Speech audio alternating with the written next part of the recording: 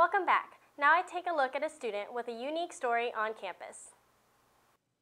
Most students arrive on campus at the legal age of 18. Mason Bruza, a freshman here at Baker, has a different story.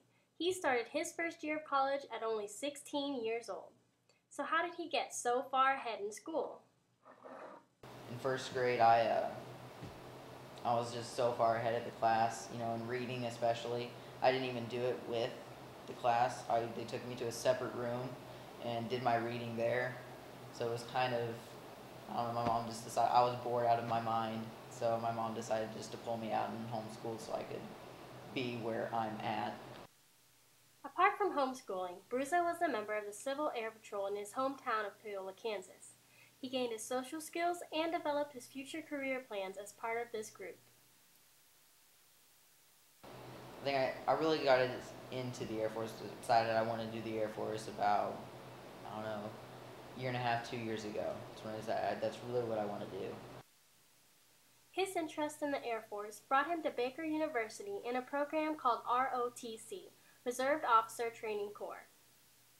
ROTC is, I picked it just because I want to be able to go to civilian university, and they gave me a scholarship, full ride, completely paid for, plus, $900 a year for books, and a $350 a month stipend. While at Baker, Bruza plans to major in physics, a technological major that is required by his scholarship. I'm looking to go into something with space and missiles type thing, working on satellites. I'd like to do some kind of research.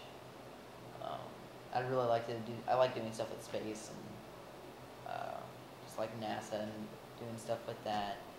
I really enjoy all that. Aside from focusing on school and ROTC, Bruza spends his free time reading, learning to play golf, and strumming on the guitar. There's a lot of things that I just like to do. I can enjoy myself doing anything. This is Marion Loveland with KNBU TV.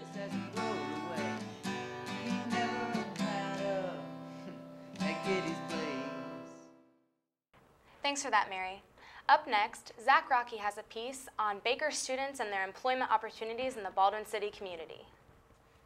Because of the recent economy, some Baker students have been getting jobs at businesses in Baldwin City to help pay for expenses of school. Well, obviously, with the economy these days, nobody likes to pay for gas, so it's nice that I only have to drive a couple blocks, or I could even walk, and that's the main thing. And it's easy because I can go over there right after class, and that way I don't have to waste time driving all the way to Lawrence.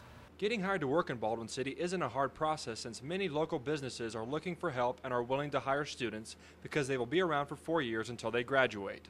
When I first moved back to Baldwin, I was 20 years old, about to turn 21, and I went looking for some jobs, and I couldn't exactly find very many good ones. So I went to the liquor store and I kind of was like, "Do you guys have any openings?" And they're like, "Yeah, are you 21?" I was like, yeah, I'll be 21 here in a week or two." So I was lucky enough to go in there at the perfect time.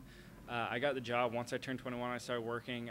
Students who work in Baldwin City have had to find time to balance school, extracurricular activities, and their part-time jobs. Having good time management skills helps students that work.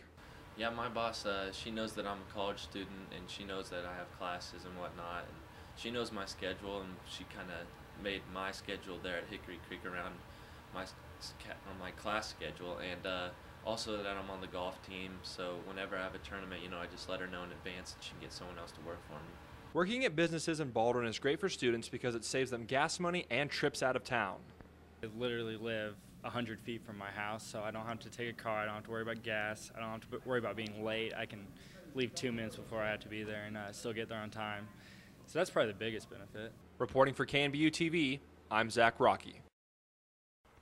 Thanks for that, Zack. Now we're going to send it to Calvin Pearce and Alex Skov for the What's Bugging Us segment of Orangeline. Welcome to What's Bugging Us segment at Baker University. I'm Calvin Pearce alongside Alex Skov. And what's bugging us this week at Baker is this parking issue. Sometime it has to stop.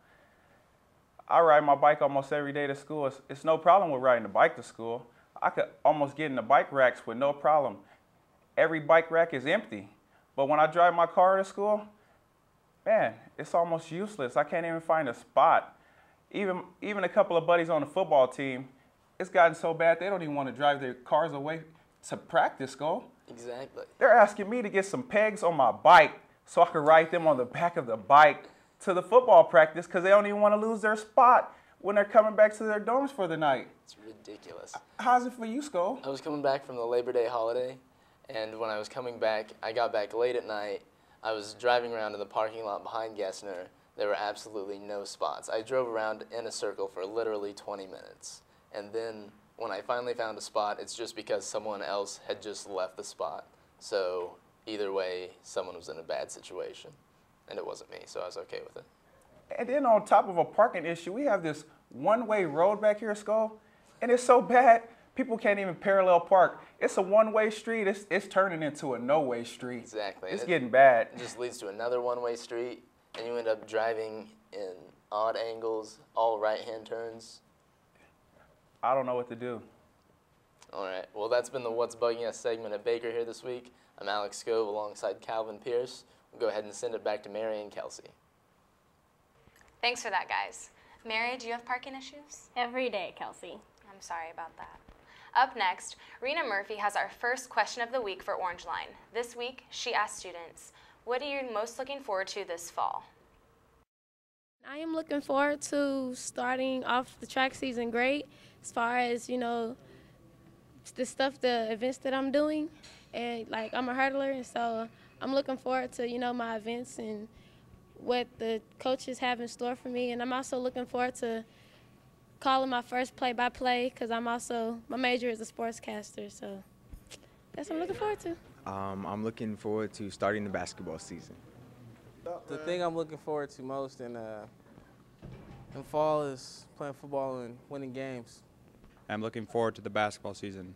And I'm a soccer player, and for this fall, I'm looking towards national championship. That's in Christmas. Thanks, Rena. Stay tuned because the sports segment is up next.